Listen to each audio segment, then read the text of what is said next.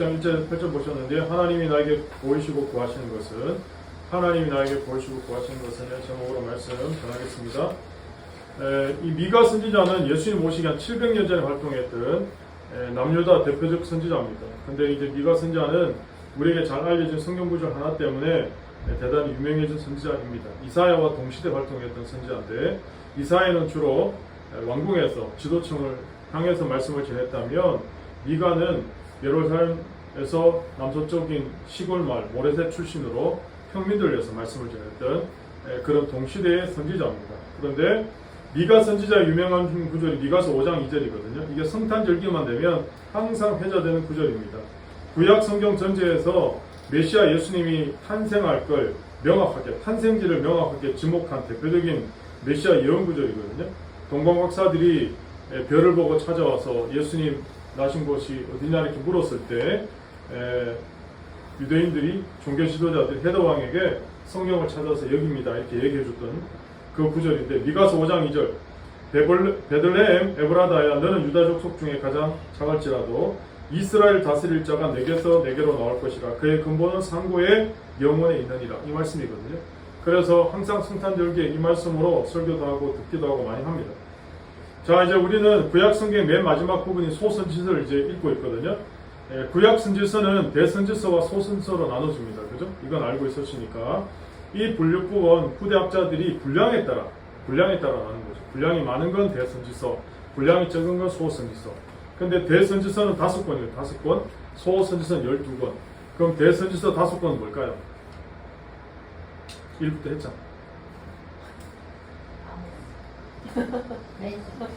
이사야, 예레미야, 예레미야가, 에스겔, 다니엘, 요까지 5권.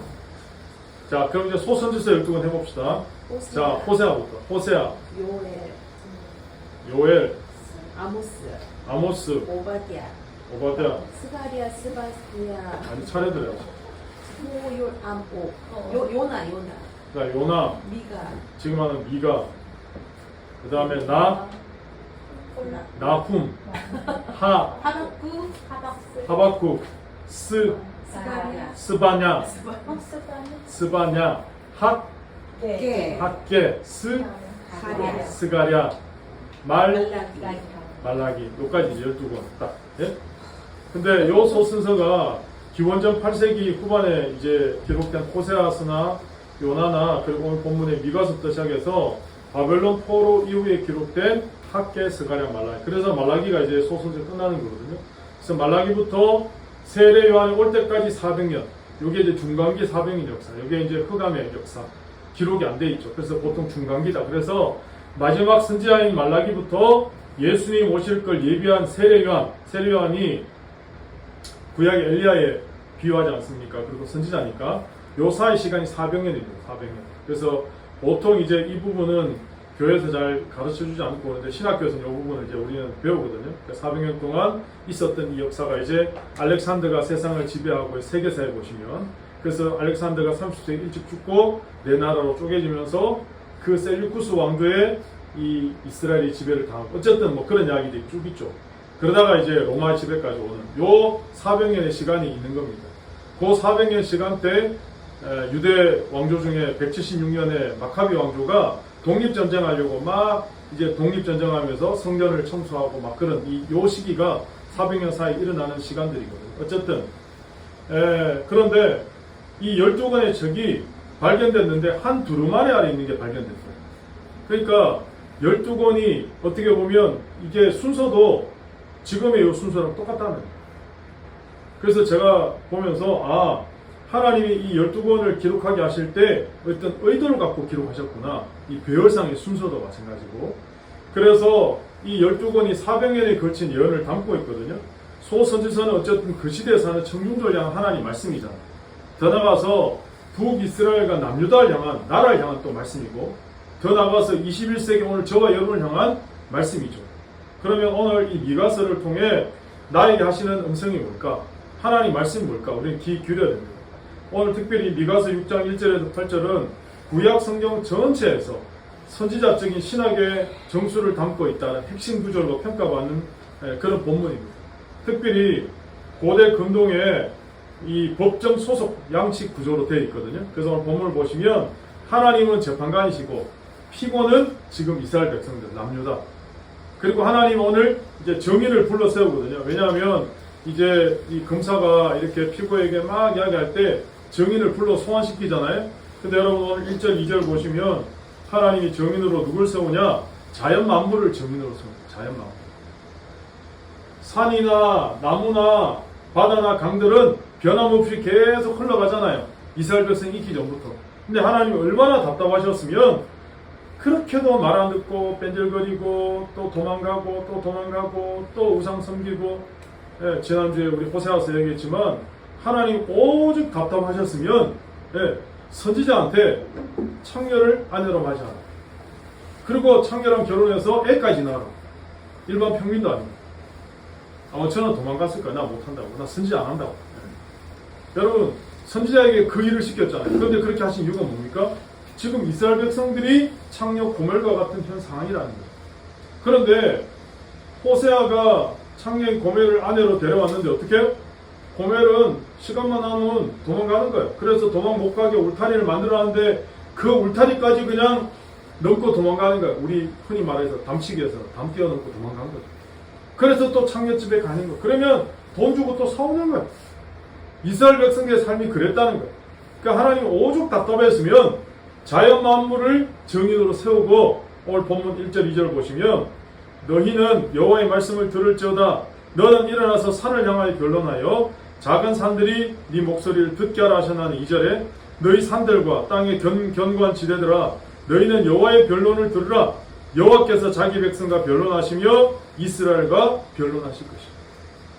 하나님이 오죽 답답하셨으면 정말 변하지 않는 피조물인 산이나 땅을 기초를 정인으로 호출하고 하나님과 이스라엘 맺은 이 언약을 수많은 시간 동안 묵묵히 지켜본 정인으로 세우셔서 하나님이 변덕스러운 인간과 대비해서 지금 말씀하고 계시는 거죠. 여러분 이 부분을 보시면 어디서 많이 들어본 본문 같다는 생각하지 않습니까? 이 본문의 내용이 이사야 1장 2절 3절에 거의 흡사하게 이렇게 나오거든요. 하늘이여 들으라, 땅이여 귀를 기울이라. 여호와께서 말씀하시기를 내가 자식을 양육하였거늘 그들이 나를 거역하였도다. 소는 그 임자를 알고 나귀는 그 주인의 굴을 알건만은 이스라엘은 알지 못하고 나의 백성은 깨닫지 못하는 거다. 소는 임자를 알고 나귀도 주인의 굴을 아는데 내 백성은 나를 모른다. 저 집에 이제 딸들이 다 자랐는데 어릴 때 제가 목소리가 아주 중저음이니까 우리 큰애가 희원아 이렇게 하면 막 벌벌벌 떨었어요. 나 아무 짓도 안 했거든요. 아빠가 무섭다고 막, 예, 목소리만 하고 희원아 이리 와봐. 그럼 애가 막 쫄아갖고 긴장하고. 나는 그냥 얘 사랑하려고 그랬는데 얘는 아빠의 목소리가 그냥 쫄아 있는 거예요. 그래서 얘가 너무 무서우니까 아빠라고 하려고 그러다 아저씨 이래버린 거야. 네? 아저씨. 근데 그때부터 얘가 아빠라고 부르지 않고 계속 아저씨라고 그랬어요. 내가 용돈도 주고 학교도 태워주고, 예, 맛있는 거 사줬는데 야, 나 네 아빠야. 근데 너 무서우니까 아저씨라고 부르는 거예요. 계속. 그럼 제가 얼마나 답답하겠어요, 여러분. 물론 지어낸 이야기입니다. 지금 한 이야기는 조금의 이 각색이 들어갔습니다. 시초에는 맞지만 그 다음 제가 각색했는데, 여러분 제가 아빠야 아빠. 근데 우리 애가 나한테 계속 아저씨라고 불러요. 얼마나 속이 답답하겠어요. 내가 호적등본 떼어서 야 봐봐, 가르쳐 줄 수도 없고. 지금 이스라엘 백성이 하나님이 내가 너 아버지야, 내가 너를 낳았다니까, 내가 너를 이렇게 인도해서, 근데도 자꾸 딴 집 찾아가는 거야. 옆집 아저씨한테 아빠라고 부르고 뒷집 아저씨한테 아빠라고 부르고. 여러분 이게 말이 되는 소리예요? 말이 안 되잖아요. 그러니까 하나님 오죽 답답하셨으면 소도 그 임자를 알고 나귀도 주인의 굴을 아는데 이스라엘 백성은 깨닫지 못한다는 거죠. 여러분 얼마나 답답하겠습니까? 미가 선지자는 지금 하나님을 떠나 불순종의 길을 겪고 있는 이스라엘 백성들에게 지금 호소하고 있는 거거든요. 사실 북이스라엘은 이미 망한 시간입니다. 미가 선지자나 이사야가 활동할 때는 북이스라엘 아수르한테 망했어요. 그리고 북이스라엘 멸망시킨 아수르가 지금 남유다에 쳐들어온 거예요. 지금 그때 히스기야 왕 때거든요. 사네립이 랍사게 대군을 이끌고 보내서 어떻게 합니까? 유다 방언으로 막 하나님을 그냥 조롱하고 야, 니네 하나님이 너네를 구원할 줄 알아? 우리 아수르의 군대를 이긴 군대가 없어. 우리의 칼이 얼마나 대단한 줄 알아? 그렇게 막 조롱하고 막 할 때 뭐라 얘기해? 제발 우리나라 말로 하지 마시라고. 그랬더만 더 길길이 뛰면서, 여러분 성경 아시잖아요. 결국 어떻게 됩니까? 그 18만 5천을 하나님이 천사를 보내서 하루아침에 다 죽여버리잖아요. 결국 하나님을 대적한 나라, 하나님 앞에 그렇게 맞짱 뜨는 나라 치고 역사에 살아남은 나라가 없어요. 왜? 하나님 역사의 주인이시니까. 지금도 마찬가지 아니에요? 지금은 막 세상에서 그냥 자기 권력 있다고 까불고 힘 있다고 까불고 아무리 까불어 보세요. 하나님 역사에 다 스탈린도 그랬고 히틀러도 그랬고 김일성도 그랬고 다 하나님이 멸망시킨다니까요. 심판시킨다니까요. 이게 하나님 역사죠. 그런데 남유다가요. 북이스라엘이 아수리에 망한 건 너무 당연해. 왜? 하나님 말씀 안 듣고 불순종하고 나라 시작부터 구태타로 시작했으니까. 근데 자기네 나라는요 안 망한다고 생각하는 거예요. 왜? 예루살렘 성전이 있으니까. 예루살렘 성전이 있는 동안 우리는 성전 불패신하거든. 이게 절대로 망하지 않을 거예요. 아니 성전은 있는데 삶은 완전 개판이면서 안 망한다고 생각하는 거예요. 여러분 이런 거잖아요. 남 죽는 건 당연하고 나는 안 죽을 것 같아요. 남이 아픈 건 당연하고 나는 안 아플 것 같아요. 이게 인간의 교만이고 리석음이죠. 하나님 얼마나 답답하셨으면 말도 못하는 자연 만물을 소환해서 정인으로 세우시겠습니까? 왜냐하면 남유다 백성들이 얼마나 지금까지 제약된 삶을 살았는지 현재도 살고 있고 계속해서 하나님 말씀 안 듣고 있으니까 지금 답답해서 하나님 소리치는 거거든요. 그러면서 3절부터 5절까지는 이스라엘 백성들이 지금까지 하나님 어떻게 은혜 베푸셨는지 그걸 다시 상기시키는 거예요. 하나님의 이제 변론이거든요. 3절부터 이제 5절을 보시면 3절 제가 읽어볼게요.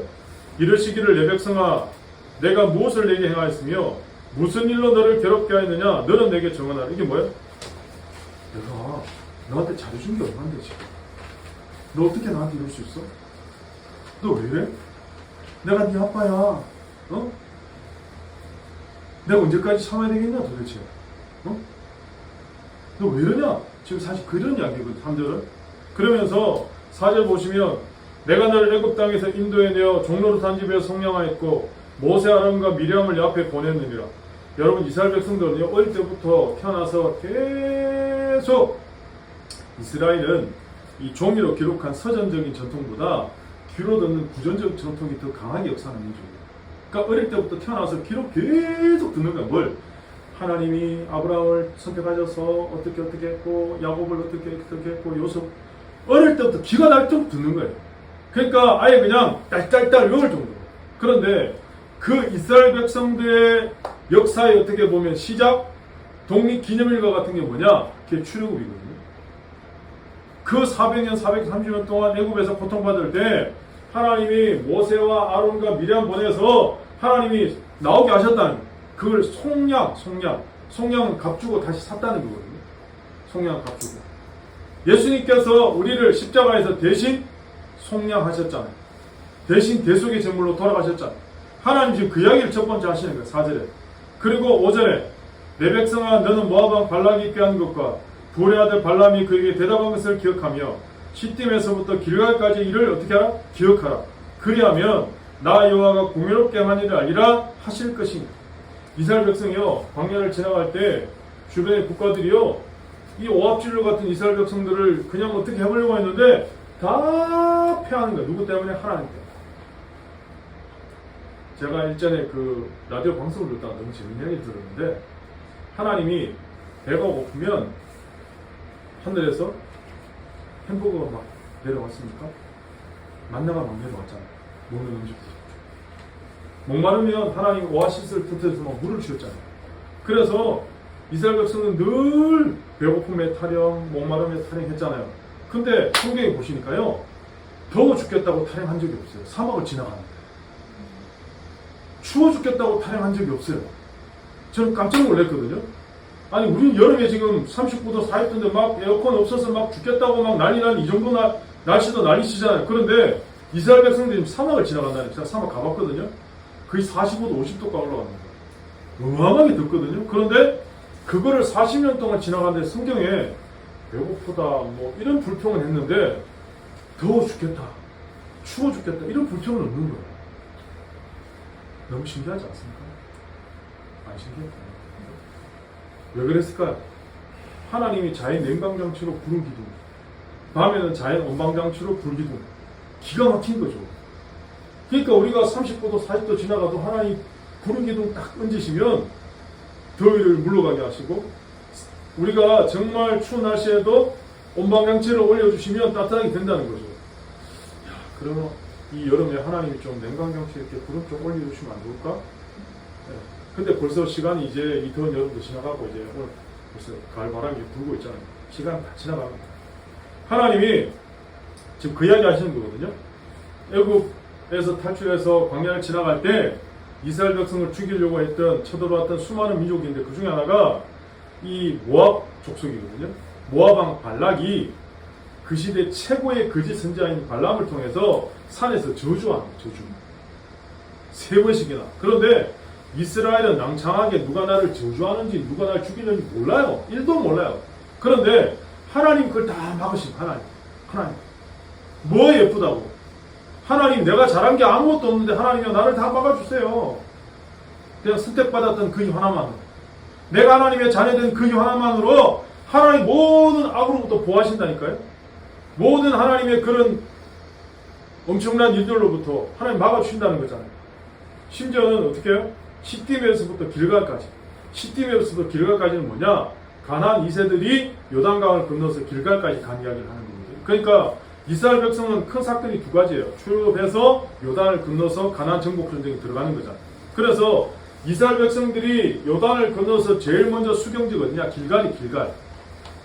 길갈에서 수경하면서 2가지를 했거든요. 유월절을 지키고 할례를 행하고. 그리고는 여리고성 전투가 이제 처음부터 시작된 거예요.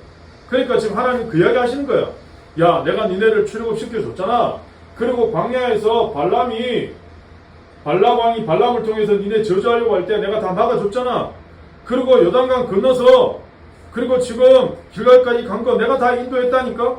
하나님이요 속량하심과 인도하심을 이야기합니다. 속량하심과 인도하심. 그럼 우리도 똑같아요. 하나님 예수 그리스도를 통해 십자가의 그 은혜로 나를 구원해 주셨잖아요. 하나님 구원해 주신 끝이 아니고 이 땅에서 계속해서 뭐 하는가요? 천국 갈 때까지 계속 나를 견인하신다니까요. 인도해 가신다니까요. 그래서 성령님의 역할이 뭐냐? 나를 계속 인도해 가신 역할이야. 이게 성도의 견인이라고 하거든요. 오늘 하나님 이스라엘 백성들에게 지금 그 이야기 하시는 거예요. 내가 니를 억압했냐? 내가 니를 강제로 뭘 했냐? 왜 나를 버리고 우상을 쫓아가? 왜 나 대신 세상 길로 갔냐고 안타깝게 지금 하나님 물으시는 거예요. 물으시는 거예요. 하나님께서 지금 유다 백성들에게 이 대표적 2가지 사건, 출애굽과 약속의 땅 가나안에 들어간 이 사건을 통해 하나님 지금 이 역사를 어떻게 이끌어 오셨는지, 어떻게 보여 오셨는지를 지금 이야기한다는 거예요. 여러분, 우리가 우리나라 역사 이야기할 때도 마찬가지 아닙니까? 일제강점기나 6.25를 소환시켜서 이야기하잖아요. 왜? 팩트니까. 그건 다 알잖아요. 이스라엘에게 하나님은 어떤 존재로 소개되고 있습니까? 하나님은 진정한 보호자시다, 인도자시라는 거죠. 그렇다면 지금도 살아계신 하나님께서 여러분의 보호자가 되시고 삶을 이끌어 가시는 진정한 인도자가 되십니까? 믿습니까? 하나님 여러분의 보호자 맞습니까? 여러분의 인도자 맞습니까? 그러면 오늘날 인생의 승패는 내가 무엇을 가졌느냐 이론냐에 달리는 게 아니라니까요. 내 인생을 누가 붙들고 있느냐, 여러분 이걸 기억하셔야 돼요. 내 인생을 지금 누가 다스리고 있느냐, 내 인생을 지금 누가 이끌어, 이거로 모든 승패는 끝나는 거예요, 사실은. 네. 사랑 여러분, 하나님 보호자는 손길이 항상 여러분의 인생과 동행하시고 인도하신 역사가 있기를 예수 그리스도의 이름으로 축복합니다. 하나님 이렇게 얘기하니까요, 이스라엘 백성들이 우리가 제사를 많이 안 드려서 그랬나? 우리가 더 좋은 제물을 안 드려서 그랬나? 그래서 지금 보시면 6절 7절에 이렇게 얘기하잖아요. 내가 무엇을 가지고 여 앞에 나가며 높으신 하나님께 경배할까? 내가 번제물로 1년 된 송아지를 가지고 그 앞에 나갈까? 여호와께서 천천의 순양이나 만만의 강물 같은 기름을 기뻐하실까? 내 허물을 위하여 내 마다들을 내 영혼의 죄로 말미암아 내 몸에 열매를 드릴까? 지금 이러고 있는 거예요. 하나님은 지금 관계를 이야기하시는데 이 양반들은 지금 어떻게 해요? 더 비싸고 막대한 재물을 그냥 드리려고 하는 거예요. 네. 1년 된 송아지, 아까도 제가 일부에도 배우겠지만 1년 된 송아지 고기가 제일 비싸대요. 제일 부드럽고 맛이. 그러니까 흠없는 고급 재물이라는 거죠. 천천의 순양이나 만만의 기름도 엄청난 수량의 재물이잖아요. 심지어 내 몸의 열매, 이건 이방 종교에 생활하는 극단적 자해나 뭐 인신제사 이런 거거든요. 심지어 그렇게까지. 여러분, 하나님은 지금 하나님이 거래 대상이나 이방신처럼 그냥 달랠 수 있는 그런 존재가 아니거든요.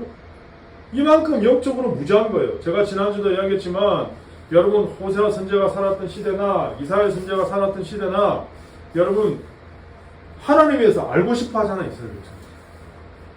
하나님에 대해서 이야기해 주는 사람도 없어요.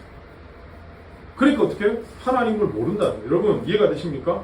조상 때부터 하나님께 선택받은 민족이고 그 수많은 하나님의 역사를 경험했던 민족인데 하나님은 한마디로 뭐라 그러냐?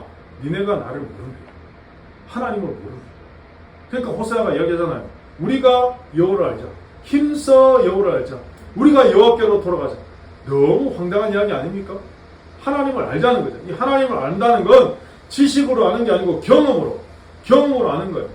오늘 내가 하나님을 안다는 건 내 삶에 개입하시고 역사하신 하나님을 경험으로 아는 거예요. 그러니까 욥이 마지막 42장에 고백하잖아요. 귀로서만 들었던 하나님을 내가 눈으로 목도합니다. 이렇게 고백해요. 여러분 귀로서 백날 들어도 상관없어요. 내 눈으로 하나님을 목도하고 하나님을 경험하고 하나님을 온전히 믿음으로 선포하는 게 중요하다는 거죠. 오늘 하나님을 진짜 모르면 세상을 쫓아갈 수밖에 없어요. 교회 안에 예배는 드리고 모양새는 갖춘 것 같지만 보십시오. 1년 된 암송아지 뭐 천천의 순양이나 만만의 기록을 드려도 하나님 그거 다 안 받으시잖아요. 결국 내 중심에 하나님과의 관계가 지금 제대로 맺혀 있느냐 이게 중요한 거 아닙니까? 그런 의미에서 하나님께서 우리에게 원하시는 건 보여지는 재물이 아니고 진짜 하나님을 사랑하느냐, 하나님과 관계가 맺혀 있느냐 이걸 원하시는 거죠. 그래서 8절 이제 마지막 마무리 말씀인데, 자 하나님께서 이스라엘 백성의 진정으로 원하시는 건 세 가지입니다. 그런데 다 동사형으로 돼요. 동사형으로. 마지막에 정의를 행하며 인자를 사랑하며 겸손하게 내 하나님과 행하는 것이 아니냐. 전 예전에 좀 무식할 때 인자를 사랑하는 걸 때 사람 이름 인자인 줄 알았거든요. 사람 이름 인자. 제가 옛날에 처음 예수 믿을 때 그때 고등학교 3학년 때 성경에 누구 가르치는 사람이 없으니까 인자를 사랑하니까 아 성경에 인자 여자 이름 중에 인자도 있으니까 인자가 사람인가? 아니면 사람의 아들인가? 이렇게 생각했거든요. 여러분이 인자는 뭡니까? 헤세드 하나님의 사랑, 긍휼, 자비 이거 말하는 거예요. 그죠? 다시 말해서 하나님은 정의를 행하고 인자를 사랑하고 겸손하게 하나님과 행하는 이 세 가지를 하나님 요구하고 계신다는 거죠. 다시 말해서 하나님과 겸손하게 행하는 삶을 통해 정의와 인자가 나타나는 거예요. 정의, 미슈파트, 인자, 헤세드. 결국은 여러분 정의와 인자는 같이 가요. 정의가 공정하게 행함이 나타나려면 여러분 인자가 없이는요 폭력으로 나타날 수 있어요. 지난번에 얘기했잖아요. 율법주의. 그런데 정말 영혼을 긍휼히 여기고 사랑하는 마음으로 나타나야 변화가 나타난다니까요. 그러려면 바닥에 뭐가 있어야 되냐? 겸손하게 하나님과 행하는 삶이 기본적으로 있어야 된다. 하나님은 지금 미가를 통해서 수직적인 하나님과 이 제사나 예배가 수평적 삶의 열매로 나타나지 않으면 아무 소용이 없다는 걸 지금 이야기합니다. 그러므로 외형적 제사나 종교식보다 삶에서 정의나 자비나 순종 이게 하나님 더 원하시는 것이다. 이 말씀을 구약 성경은 계속 강조하거든요. 대표적인 본문이 아모스거든요. 아모스 5장 21절에서 24절 보면 이렇게 아모스 선지자는 이야기합니다. 내가 너희 절기를 미워하여 멸시하며 너희 성회들을 기뻐하지 아니하나니 너희가 내게 번제나 소제를 드릴지라 내가 받지 아니할 것이요 너희의 살찐 희생의 화목제도 내가 돌아보지 아니하리라. 오직 정의를 물같이 공의를 마르지 않은 강같이 흐르게 할지어다. 이사야 선지자도 똑같이 고백합니다. 여호와께서 말씀하시되 너희의 무수한 재물이 내게 무엇이 유익하뇨? 나는 순양의 번제나 살찐 짐승의 기름에 배부르고 너희가 손을 펼 때 내가 내 눈을 너희에게서 가리고 너희가 많이 기도할지라도 내가 듣지 아니하리니 이는 너희의 손에 피가 가득함이라. 선행을 배우며 정의를 구하며 학대받는 자를 도와주며 고아를 위하여 원통을 풀어주며 과부를 위하여 변호하라. 이렇게 말씀하십니다. 지난주 호세아서 얘기했지만 6장 6절에 나는 인애를 원하고 제사를 원하지 아니하며 번제보다 하나님 아는 것을 원하노라 말씀하고 있죠. 사울왕이 하나님 말 안 듣고 아말렉을 다 쳐서 진멸해야 되는데 좋은 것만 남기고 피게 될 때 사무엘 선지자가 이렇게 얘기하잖아요. 사무엘이 이르되 여호와께서 번제와 다른 제사를 그의 목소리를 청종하시는 것을 좋아하심같이 좋아하시겠나이까. 순종이 제사보다 낫고 듣는 것이 순양의 기름보다 낫습니다. 다윗이 바세바 범죄 이후에 이렇게 다시가며 고백합니다. 51편 16절 17절에 주께서는 제사를 기뻐하지 아니하시나니 그렇지 아니하면 내가 드렸을 것이라. 주는 범죄를 기뻐하지 아니하시나이다. 하나님께서 구하시는 제사는 상한 심령이라. 하나님이여 상하고 통회하는 마음을 주께서 멸시하지 아니하시리라. 결국은 구약 성경 전체를 관통한 핵심 메시지 중에 하나가 뭐라고요? 삶이 하나님을 섬기는 종교와 분리되면 안 된다. 결국은 하나님과의 바른 관계를 통해서 이웃과의 참된 사랑이 나타나는 이 사실을 하나님 원하신다는 것. 이게 바로 미가서 6장 1절에서 8절 이 주제죠, 사실.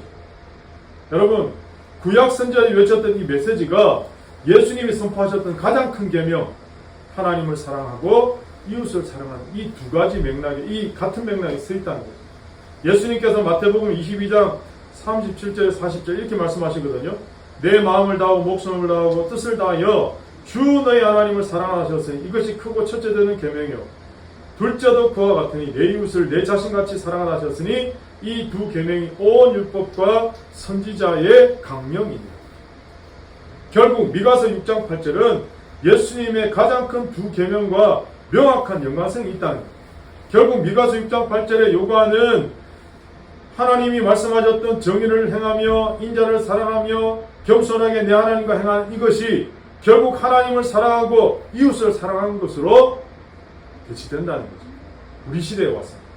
결국 하나님께서는 우리에게 계속해서 뭘 말씀하시는 거예요?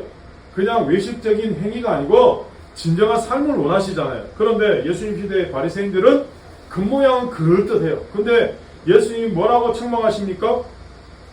회칠한 무덤, 회칠한 무덤. 여러분, 무덤에 아무리 검칠을 해본들 뭐 하겠습니까? 무덤에 아무리 검칠하고 다이아몬드 색깔 입힌 분들 뭐 하겠어요? 안에 시체 썩는데? 오늘 바리새인과 서기관의 삶이 그렇다는 거예요. 그래서 예수님이 율법에 더 중한 바 정의와 궁율과 믿음은 내가 버렸다 이렇게 예수님 책망하시잖아요. 결국 구약 선지자들이 이야기했던 것과 예수님 말씀하신 이 진정한 가장 중요한 원리는 하나님을 진정으로 사랑하는 사람은 반드시 이웃을 사랑하는 삶으로 증명된다.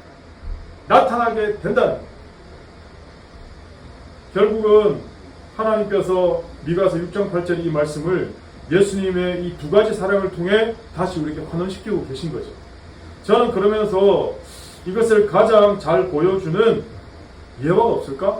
근데 예수님께서 비유하신 선한 사마리아인 비유가 생각이 나더라고요. 누가복음 10장 25절 37절 나오는 선한 사마리아인 비유 들어보셨죠? 그죠? 예수님이 참된 이웃 사랑이 뭔가 말씀해 주기 위해서 한 율법 교사가 예수님 시험하려고 내가 무엇을 해야 영생을 얻겠습니까? 그렇게 질문하는 예수님이 율법에 뭐라 기록되어 있느냐? 그러니까 율법 교사가 하나님을 사랑하고 뭐 내 이웃을 내 몸과 사랑하라 하셨습니다. 뭐 블라블라 하니까 그러면 너도 그렇게 살아라. 그러니까 이 양반 하는 말이 율법 교사가 그러면 내 이웃이 누굽니까? 이렇게 또 질문하니까 예수님 이 질문에 대답해 주기 위해서 선한 사마리아인 이야기를 하는 거예요. 예루살렘에서 여리고로 한 유대인이 내려가다가 강도를 만났어요. 그래서 돈 다 뺏기고 거진 그냥 맞아서 피떡이 돼서 거의 죽은 사람처럼 길가에 쓰러져 있는데 세 사람이 이제 지나가는데 첫 번째 제사장이 지나가요. 제사장은 누굽니까? 하나님을 섬기는 대표적인 종교 지도자 아닙니까? 그런데 쓰러진 그 사람을 보고는 못 본 척 그냥 지나가거든요. 두 번째 레위인이 지나가요. 레위인 누굽니까? 역시 이 사람도 성전 일을 돕는 종교적 직분자잖아요. 그 당시에 뭐 최고 지도자급 아닙니까? 그런데 이 사람도 역시 그냥 보고 지나가요. 세 번째 누가 지나가요? 사마리아예요. 당대 유대인들이 멸시하고 혼혈족이라고 원수처럼 여기는 민족. 예수님께서 사마리아 여인 만나러 가려고 그러니까 제자들이 왜 그 땅 가느냐는 식으로. 그 땅도 안 밟았잖아요. 돌아갔잖아요. 사마리아. 그런 민족인데 이 사람은 강도 만난 자를 불쌍히 여기고 자기가 갖고 있던 기름과 포도주를 상처에 붓고 싸매고 자기 짐승에 태워서 주막에 가서 돈 주면서 혹시 돈 더 들면 내가 돌아가는 길에 다 비용 지불하겠다. 예수님의 결론, 핵심 메시지. 그러면서 율법교사에게 오히려 물으시잖아요. 너의 생각에는 이 세 사람 중에 누가 강도 만난 자의 이웃이 되겠느냐? 이렇게 질문하셨어요. 그러면 네 예수님 사마리아인입니다. 저 같으면 이렇게 대답했을 것 같은데 얼마나 뗀뗀한 고집이 있는지 자기 이 프라이드가 얼마나 센지 예, 교만이 얼마나 그게 달려있는지 사마리아인이라고 대답하면 자비를 베푼 자입니다. 이렇게 돼요. 율법교사 사마리아인이란 아마 이름도 입에 올리기 싫었나 봐요. 제가 이제 묵상해보니까 자비를 베푼 자입니다. 그냥 예수님 뭐라 했냐, 그래? 너도 가서 이와 같이 해. 너도 가서 이와 같이 해. 근데 여러분 누가 내 이웃인가 이게 중요한 게 아니고 나는 누구의 이웃이 될 것인가 이게 중요한 거예요. 사실 우리는 자꾸 누가 내 이웃인가 자꾸 경계선을 긋는 거예요. 율법교사는 유대인은 좋은 이웃, 사마리아인은 그냥 천대받을 이웃 이렇게 결정해 놓고 있는 거예요. 근데 예수님은 누가 내 이웃인가를 선별하기 전에 경계를 정하기 전에 자격을 따지지 말고 내가 오히려 고통받는 자의 이웃이 되어주라는 거잖아요. 그러므로 제사장과 레위인은 시체 만지면 부정해진다는 율법적 규정에 얽매여서 심지어 아마 뭐 바이러스 감염될까 핑계로 아마 그냥 도망간 거잖아요. 그러나 교리나 경건은 잘 몰라도 타인의 고통을 외면하지 않고 기꺼이 치료해줬던 이 사마리아인, 이 삶이야말로 하나님이 기뻐하시는 삶의 자리, 정의를 행하며 인자를 사랑하는 삶이라는 거예요. 그러므로 사랑 여러분, 타인의 고통에 반응하는 구체적인 삶의 행동이 오늘 우리 인생 가운데 나타나야 된다. 미가서 6장 8절을 통해 하나님이 기뻐하시는 건 수천 마리 양이나 성대한 제사의 형식이 아니라 정의를 행하는, 정의를, 인자를 사랑하는 것. 선한 사마리아의 비유를 통해 강도 만난 자를 보고 피해서 지나간 제사장이나 레위는 누구보다 율법이나 제사를 잘하는 종교 지도자잖아요. 그런데 이 사람들은 이웃의 고통을 외면했죠. 그런데 그럼에도 불구하고 멸시받는 사마리아인은 불쌍히 여겨서 상처를 싸매고 자신이 갖고 있는 모든 것들을 다해서 이 사람을 치료해주는 역할을 했다는 거죠.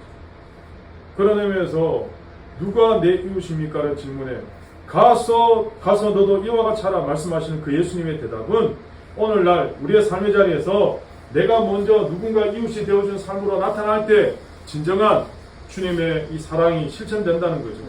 그래서 여러분 미가서 6장 8절에 겸손하게 내 하나님과 동행하는 삶을 이야기하는 거예요. 결국 진정한 겸손은 하나님 앞에서 나를 내려놓는 거거든요. 우리는 다 자기 중심성을 갖고 있습니다.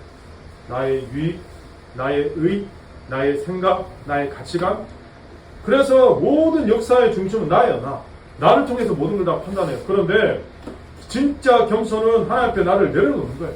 그리고 하나님의 자비로 내가 지금도 살고 있구나, 하나님 은혜로 살고 있구나를 깨닫고 타인의 고통 앞에 계산이 아니고 그냥 하나님 마음으로 다가가는 거죠. 이게 진정한 하나님 기뻐하시는 거죠. 제가 마지막 이야기하고 이제 마치려고 하는데 18세기 말에 세계 최고의 해군력과 상선을 가진 나라 영국. 해가 지지 않는 나라. 아프리카 흑인들을 잡아서 북미 대륙으로 실어 나르는데 핵심적 역할을 했잖아요. 너무 환경이 열악하니까 배 타고 가다가 25% 흑인들이 사망할 정도. 그렇게 살인적인 노예 수송을 했거든요. 이유는 경제적 이익 때문에. 당시 150년 동안 약 200만 명이나 달하는 노예를 수송했다. 이게요, 국가 수입의 3분의 1이에요. 당시 노예 무역은 오늘날 미국으로 치면 방위산업 이 정도 천조국, 미국 이 정도 경제의 중요한 비중이었다. 그러한 때 가정 배경이 좋아서 1780년에 나이 21살에 국회에 진출하자마자 사회 초년병이지만 정치 초년병이지만 인정받기 시작한 사람, 이 사람이 바로 윌리엄 윌버포스입니다. 물론 교회는 다녔죠. 그런데 노예 해방에 관해서는 관심조차 가져보지 않았거든요. 그런데 이분이 아이상 밀러라는 목사님과 유럽 여행하다가 보험을 듣고 회심하게 됩니다. 그리고 존 뉴턴 목사님 만났어요. 존 뉴턴 누굽니까? 노예 무역선 선장으로 어메이징 그레이스를 작사하고 회심한 목사님 아닙니까? 그래서 이분을 만나서 이 모든 이야기를 듣고 하나님 앞에 결정을 한 거예요. 결단을 한 거예요. 그날 일기에 이렇게 씁니다. 전능하신 하나님께서 내 앞에 두 가지 큰 목표를 두셨다. 하나는 노예 무역을 금지하는 것이고 하나는 관습을 계획하는 것이다. 그래서 이분이요, 평생을 노예 무역을 철폐하려고 목숨을 건 거예요. 영국의 막강한 상인이나 재벌이나 심지어 넬슨 제독 같은 대부분의 기독교 세력들이 다 노예 무역으로 돈 벌던 사람이거든요. 그런데 윌리엄 윌버포스가 이걸 반대하니까 어떻게 내국노가 된 거죠. 이 외세한 책의 일부 포수가요, 무려 대국회 연설을 150번. 영국이 진정한 위대한 나라가 되고자 한다면 하나님 법을 지켜야 합니다. 노예 제도는 분명 하나님의 분노를 자극하는 일입니다. 기독교 국가를 자처하는 영국이 황금의 눈이 멀어 노예 제도를 갖고 있다니 이러고도 오래 살아남은 제국은 역사에 없습니다. 2번에 걸친 암살 위협, 중상모략, 비방, 근데 소신을 굽히지 않고 또 그 당시에 뜻있는 소수의 목사님들, 평신도 지도자들이 함께 기도하면서 런던 중심가에서 약 한 3마일 정도 떨어진 클라팜이라는 동네에 홀리 트레이드라는 교회가 있었거든요. 그 교회에 모여서 같이 기도하고 결국은 1833년 7월 27일 윌버포스를 하나님 앞에서 뜻을 세운 지 56년 만에 영국 국회가 노예 제도를 영원히 폐지한 법안을 통과시켰어요. 그리고 사흘 이후에 세상을 떠났는데 떠나기 전에 이렇게 마지막 유언을 남기고 눈을 감았다고 합니다. 나로 하여금 영국이 노예 제도를 통해 얻는 2천만 스틸링의 돈을 포기하는 날을 목도하게 하시고 죽게 하신 하나님 감사할 따름입니다. 이분이요, 노예 제도만 폐지시킨 게 아니고 영국 사회를 완전히 개혁시켰는데 가난한 이들의 고혈을 빨아먹는 복권 시스템을 20년에 걸친 국회 공방 끝에 폐지시키고 가난한 이들이 병들었을 때 무상으로 치료받을 수 있도록 병원을 정부 예산으로 설립하고 과다한 노동시간 제한시키고 어린이 노동법 통과시키고 가난의 근본의 원인을 타개하기 위해서 무조건적인 구제보다는 직업교육시키고 취직까지 알선한 시스템 만들고 그리고 정부가 구체적으로 실행하게 하고 가난한 아이들을 위한 학교를 활성화해서 문명 퇴치 앞장서고 그리고 영국의 야만적인 형벌 시스템 대폭 개조하고 가난한 자들 합리적인 재판 받도록 형벌제도 벌보다는 갱생에 초점을 두게 하고 동시에 상류 남자들이 결투하면서 막 그렇게 하는 결투제도 폐지하고 호합한 파티를 삼는 기부인들에게 복음 전해서 사회봉사하게 만들고 한 사람이 할 수 있는 어마어마한 일을 했잖아요. 일평생. 저는 노예 제도만 폐지시키는데 목숨 걸은 줄 알았는데 그게 아니에요. 영국 사회 자체를 그냥 아예 그냥 뒤바꾸는 한 사람. 그래서 영국 사회를 개혁하려는 이러한 윌버포스의 헌신적인 노력에 감동한 많은 사람들이요, 윌버포스를 어떻게 불렀냐? 영국인의 양심입니다. 영국의 양심. 결국 이 한 사람의 영향 때문에 영국 국회의 3분의 1이 복음을 듣고 예수님께로 돌아왔다. 한 사람의 영향입니다. 복음주의 그리스도로 바뀌었다. 여러분, 그런데 저는 더 놀랐던 건 이분이 그냥 행동하거나 그렇게 산 게 아니고 그렇게 바쁜 일정 속에서도 매일 아침 2시간을 기도와 말씀 묵상하고 제가 이거에 도전다. 그렇게 바쁜데 매일 아침 말씀과 기도에 2시간을 구약의 다니엘처럼 하루에 3번씩 예루살렘에 기도했던 다니엘처럼 결국은 하나님과 영적으로 교제하는 이 삶을 통해 이 모든 것들이 진행된 거죠. 결국 여러분, 하나님 우리에게 오늘 어떻게 살라고 말씀하는 겁니까? 오늘 미가서 말씀이나 예수님의 이 큰 계명이나 오늘 제가 마지막에 얘기했던 윌버포스의 이런 삶들을 종합해보면 결국 오늘 우리의 삶의 자리에서 불의한 모습들이나 타인의 고통을 봤을 때 이거 내 일 아니지 지나치는 게 아니고 기꺼이 내 시간을 나누고 삶을 나누고 이웃의 범위를 제한하지 않고 그리고 진정으로 도움을 주는 그 놀라운 사실이 우리 한 번 일어나야 된다는 거죠. 근데 요즘은 CCTV가 있나 보고 도와줘. CCTV 확인하고 도와줘. 안 그러면 괜히 오해를 받고. 요즘은요, 도와주다 오히려 신고당하는 거예요. 세상이 너무 악해져 버렸어요. 세상이. 오히려 도와주는 사람을 오히려 고소하고 도와주는 사람은 오히려 벌 주는 사회가 되어버렸어요. 세상이 왜 됐을까요? 너무 안타깝지 않습니까? 근데요, 이게 제도를 고친다고 법을 바꾼다고 여러분 이게 변화되겠습니까? 저는 믿기는 결국 십자가의 사랑, 우리 하나님의 약속의 말씀 붙들고 그리스도의 사랑으로 우리가 하나님께 기도할 때 진정한 세상이 바뀌는 거죠. 오늘 우리가 모인 이유도 그거거든요. 우리가 오늘 이 세상을 제대로 파악하고 하나님께 맡기고 기도할 때 우리의 삶의 자리에서 그리스도의 십자가의 사랑을 품고 삶을 살아나갈 때 결국 우리를 통해 세상이 조금씩 바뀌는 거예요.